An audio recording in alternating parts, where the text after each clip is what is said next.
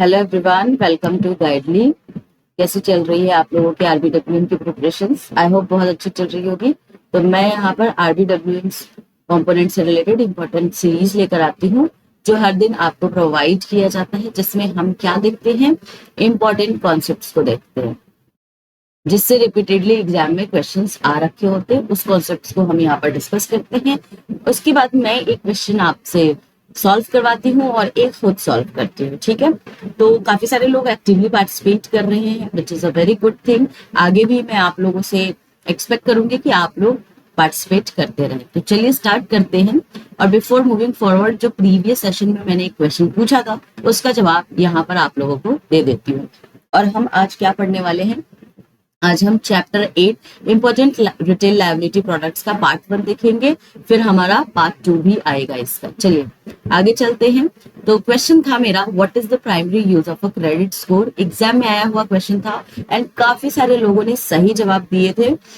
To determine an individual age, to evaluate a person's past credit history and credit discipline, to assess a person's physical fitness, and to calculate a person's tax liability. बहुत सारे लोगों का जवाब B आया था, बिल्कुल ही correct जवाब है गाइस। इसी तरीके से आप लोग एग्जाम्स के लिए अच्छी तरीके से पढ़ाई करते रहें। आगे चलते हैं। आगे आज हम पढ़ने वाले हैं डिमांड डिपॉजिट्स के बारे में। तो अब डिमांड डिपॉजिट क्या होता है? तो करंट अकाउंट और सेविंग अकाउंट जो है बैंक के लिए डिमांड डिपॉजिट होता है। डिमांड डिपॉजिट का क्या मतलब होता है? जब भी कस्टमर या जो भी डिपॉजिटर है इस पैसे का जिक्र करेगी आपसे, यानी बैंक से, तो बैंक को ये पैसे देने पड़ेंगे। वो कभी भी इसका डिमांड कर सकती है and that's why it is a liability for the bank. ठीक है, तो एग्जाम में डिमांड डिपॉजिट्स एग्जांपल्स पूछ लेता है, तो आपको पता होना चाहिए कौन कौन से प्रोडक्ट डिमांड डिपॉजिट्स में आते हैं, current account and saving account. अब इसमें देखेंगे या तो बैंक लो इंटरेस्ट प्रोवाइड करती है या नो इंटरेस्ट प्रोवाइड करती है। लो आपका सेविंग अकाउंट में इंटरेस्ट दिया जाता है और करेंट अकाउंट में आपको कोई भी इंटरेस्ट बैंक प्रोवाइड नहीं करती है। दो तरीके के हैं, आपने देख लिया है। यहां पर आप देखेंगे हायर प्रॉफिटेबिलिटी ऑन कासा। अब मैं आपको बता दूं, अगर किसी भी बैंक के पास 35% या 1/3 कासा डिपॉजिट्स हैं उनके बैंक में, इट मीन्स कि वो बैंक बेटर परफॉर्म कर रही है, उनका मार्केट में शेयर अच्छा है और यहाँ पर वो उनकी हायर प्रॉफिटेबिलिटी है। तो एग्जाम में ये भी क्वेश्चन पूछ लेता है कि कितना परसेंट जो है कासा डिपॉजिट होता है, तो बैंक बेटर, हम ये अज्यूम करते हैं कि बैंक बेटर परफॉर्म कर रही है।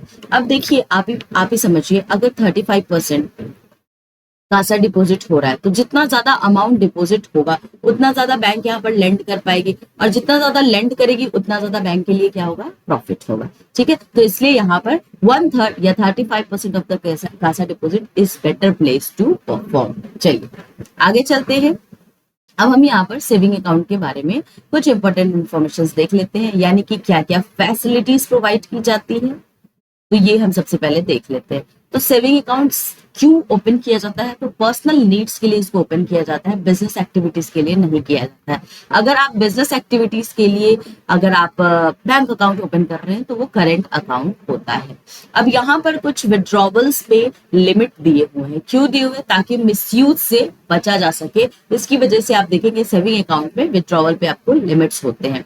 कैश ट्रांजेक्शन्स आपको प्रोवाइड किए जाते हैं, डिपॉजिट कर सकते हैं, विड्रॉवल कर सकते हैं, चेक क्लियरिंग कर सकते हैं, डेबिट कार्ड, एटीएम कार्ड आपको प्रोवाइड किया जाता है, एक्सेस दिया जाता है internet, phone and mobile banking का, टैक्स पेमेंट कर सकते हैं, स्टैंडिंग इंस्ट्रक्शंस की फैसिलिटीज आपको प्रोवाइड की गई है, इलेक्ट्रॉनिक आप जो फंड ट्रांसफर करते हैं उसकी भी फैसिलिटीज है, इवन यहाँ पर आपको ऑटो स्विप की भी फैसिलिटीज प्रोवाइड की जाती है। ऑटो स्विप क्या होता है? जैसे मान लीजिए आपके पास एक सेविंग अकाउंट है, ठीक है, अब इस सेविंग अकाउंट में जो भी आपका मैक्सिमम थ्रेशोल्ड है, अगर उस मैक्सिमम थ्रेशोल्ड से ज्यादा आपके पास अगर सेविंग अकाउंट में पैसे हैं तो बैंक क्या करती है? ऑटोमेटिकली आपके फिक्स डिपॉजिट में उसको ट्रांसफर कर देती है, यानी कि ऑटो स्विप कर देती है, स्विप इन कर देती है। अब इससे क्या होता है कि आपको थोड़ा सा जनरल लो इंटरेस्ट से बेहतर यहाँ पर इंटरेस्ट आपको प्रोवाइड किया जाता है, यानी कि एफडी में आपको पता है हायर इंटरेस्ट कस्टमर्स को हम प्रोवाइड करते हैं, तो एफडी में आपके स्विप इन कर देती है जो भी आपका अमाउंट होता है। सिमिलरली इसका रिवर्स कर दे वो आपका स्विप आउट होता है, यानी कि अगर मान लीजिए सेविंग अकाउंट में आपका जो मिनिमम थ्रेशोल्ड था, मान लीजिए 5000 का थ्रेशोल्ड होगा कि 5000 आपको मेंटेन करना है, और आपके इस सेविंग अकाउंट में 5000 नहीं मेंटेन है, तो बैंक क्या करती है, ऑटोमेटिकली स्विप आउट कर देगी आपके एफडी से minimum threshold to saving account. अब इससे क्या होगा कि मेंटेन रहेगा बैलेंस, इससे आपके सेविंग अकाउंट के चार्जेस नहीं कटेंगे। तो इसको हम बोलते हैं स्विप इन स्विप आउट फैसिलिटीज को ऑटो स्विप की फैसिलिटीज बोला जाता है। तो आई होप आपको ये भी समझ में आया होगा। आगे चलते हैं, यहाँ पर कुछ एडवांटेजेस देखेंगे। तो एडवांटेजेस में क्या है, सबसे पहले तो ये सेविंग हैबिट्स को इंक्रीज करने के लिए हम सेविंग अकाउंट्स को ओपन करते हैं। अर्न करते हो आप इस पे इंटरेस्ट, मैंने आपको पहले ही बता दिया है। यहाँ पर आप जो है पेमेंट चेक से कर सकते हैं, ईएफटी कर सकते हैं, यूपीआई कर सकते हैं, कहीं से भी इसको आप पेमेंट्स कर सकते हैं। आप यहाँ पर आपको यहाँ पर पासबुक भी प्रोवाइड किया जाता है, राइट। अब पासबुक में आप देखेंगे आइडेंटिटी और आपके रेसिडेंशियल प्रूफ वगैरह भी प्रोवाइड किए होते हैं। आप ऑनलाइन बैंकिंग कर सकते हैं, एटीएम एक्सेस कर सकते हैं, डिजिटल ट्रांजेक्शन कर सकते हैं। तो ये सारे एडवांटेजेस होते हैं सेविंग अकाउंट के।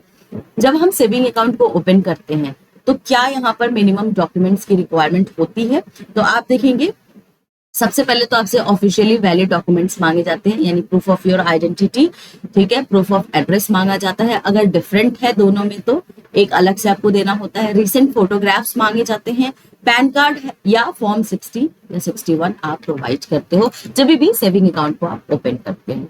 आगे चलते हैं, अब हम यहाँ पर एलिजिबिलिटी क्राइटेरिया देखते हैं कि कौन ओपन कर सकता है सेविंग अकाउंट को। तो यहाँ पर हम एक सेविंग अकाउंट के बारे में भी देखेंगे, ठीक है। दो चीजें हम यहाँ पर देखेंगे। सबसे पहले हम एलिजिबिलिटी क्राइटेरिया को देखते हैं।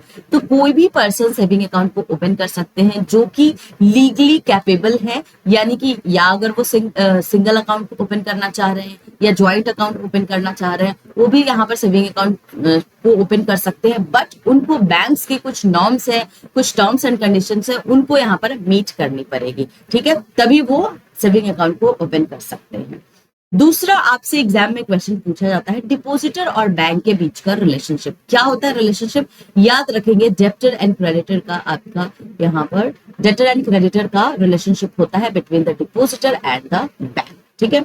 आगे चलते हैं, यहाँ पर एक सवाल आता है कि क्या कोई माइनर सेविंग अकाउंट को ओपन कर सकता है, तो बिल्कुल कर सकते हैं, माइनर भी सेविंग अकाउंट को ओपन कर सकते हैं। तो ये माइनर होते कौन है, तो माइनर वो होते हैं जिनका एज 18 साल से बिलो होता है, उनको हम माइनर बोलते हैं। एग्जाम में आपसे क्वेश्चंस पूछे जाते हैं, लेकिन यहाँ पर कुछ कंडीशंस होते हैं, तो उस कंडीशंस को यहाँ पर आपको फुलफिल करना होता है। तो अगर कोई भी पर्सन 10 ईयर या 10 ईयर से बड़ा है लेकिन 18 ईयर से छोटा है, ठीक है, तो वो ऑपरेट कर सकते हैं अपने अकाउंट को और उनका माइनर अकाउंट ओपन किया जाता है अगर वो रीड एंड राइट कर सकते हैं एंड अंडरस्टैंड कर सकते हैं बैंकिंग रूल्स को। दूसरा, उनका साइन कराया जाता है in the presence of official, date of birth check किया जाता है, फोटोग्राफ्स रिसीव्ड किए जाते हैं फ्रॉम द बैंक, बैंक को वो प्रोवाइड करते हैं।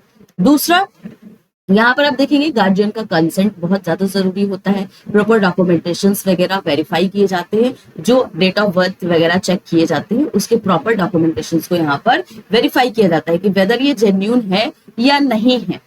इसके अलावा आपको यहाँ पर विड्रॉवल लिमिट्स भी प्रोवाइड किए जाते हैं, तो इसमें विड्रॉवल में आपके लिमिट्स होते हैं, ऐसा नहीं है कि जितना चाहे आप उतना विड्रॉ कर सकते हैं। कुछ कंडीशन अप्लाई होते हैं, तो मैक्सिमम कितना लिमिट होता है बैलेंस का, तो मैक्सिमम 1 लाख बैलेंस लिमिट होना चाहिए, इससे ज्यादा का बैलेंस नहीं होना चाहिए माइनर के अकाउंट में। आपको चेकबुक की फैसिलिटीज प्रोवाइड की जाती है, अदर फैसिलिटीज भी आपको प्रोवाइड की जाती है बेस्ड ऑन आपके कैपेबिलिटी, यानी माइनर का क्या कैपेबिलिटी है उसके हिसाब से आपको यहाँ पर अदर फैसिलिटीज दी जाती है। अब यहाँ पर जो माइनर्स होते हैं जो लेस देन 10 ईयर्स है, तो क्या वो अकाउंट ओपन कर सकते हैं, तो बिल्कुल वो भी अकाउंट्स को ओपन कर सकते हैं, लेकिन यहाँ पर जो इनका अकाउंट होगा वो उनके गार्जियन ऑपरेट करेंगे। यहाँ पर गार्जियंस के डॉक्यूमेंट्स प्रॉपर सारी चीजें लगती है, और जब तक वो बच्चा यानी कि जो 10 साल से नीचे हैं, अगर वो इन्फेंट बड़े नहीं हो जाते तब तक उनका गार्जियन ही ऑपरेट करता है उनके अकाउंट को। तो दो चीजें यहाँ पर आई होप आपको समझ में आ गई होगी, एग्जाम में इससे क्वेश्चंस आते हैं। तो चलिए एक क्वेश्चन मैं करा देती हूँ और एक क्वेश्चन आपके लिए होमवर्क है। तो मेरा क्वेश्चन, पहला क्वेश्चन है, which of the following statement regarding a minor saving account are incorrect. ये देखिए आपसे क्वेश्चन पूछा था, 3 स्टेटमेंट थे। A minor is a person less than 10 years of age, a minor cannot be given check facilities under any circumstances, and the balance in a minor account cannot exceed 2 lakh rupees। अब अभी just मैंने आपको बताया कि एक minor वो होता है जिनका एज लेस देन 18 years होता है, ठीक है, तो ये गलत है। दूसरा, चेकबुक की फैसिलिटीज हम प्रोवाइड करते हैं। तीसरा, यहाँ पर माइनस का जो अकाउंट है उसमें जो बैलेंस है वो 1 लाख से ज्यादा एक्सीड नहीं होना चाहिए। तो हमारा तीनों स्टेटमेंट यहाँ पर क्या हो रहा है, गलत हो रहा है। तो option D is the correct answer. चलिए, ये क्वेश्चन एग्जाम में आया हुआ है और आपसे मैं ये सवाल पूछ रही हूँ, तो आप लोगों को कमेंट सेक्शंस में इसका जवाब देना है। गाइस प्लीज एक्टिवली पार्टिसिपेट करें। एग्जाम 9 तारीख को है। अभी तक अगर आप लोग तैयार नहीं हुए हो, एग्जाम के लिए प्रिपेयर नहीं कर रहे हो, तो प्लेलिस्ट को जाके देखें और एग्जाम के कॉन्सेप्ट्स को यहाँ पर समझे। छोटे छोटे कॉन्सेप्ट्स लेकर आती हूँ ताकि आपके लिए चीजें और आसान हो जाए। तो यहाँ पर क्वेश्चन है, can a overdraft facilities be given to a minor? आपके पास 4 ऑप्शन है। yes with the consent of a guardian or a parents, no and overdraft facilities is not allowed for the minor, yes without any restrictions, and yes with the approval of the Reserve Bank of India। Basic सा सवाल है, मैंने starting में ही आपको बताया था कि saving account क्या होता है, करंट अकाउंट क्या होता है, तो इससे रिलेटेड आपको यहाँ पर एक क्वेश्चन पूछा है। तो आई होप आप लोग इस सवाल का जवाब देंगे और इसी तरीके से एग्जाम्स की प्रिपरेशंस करते रहिए। मिलेंगे हम आपसे अब नेक्स्ट सेशन में।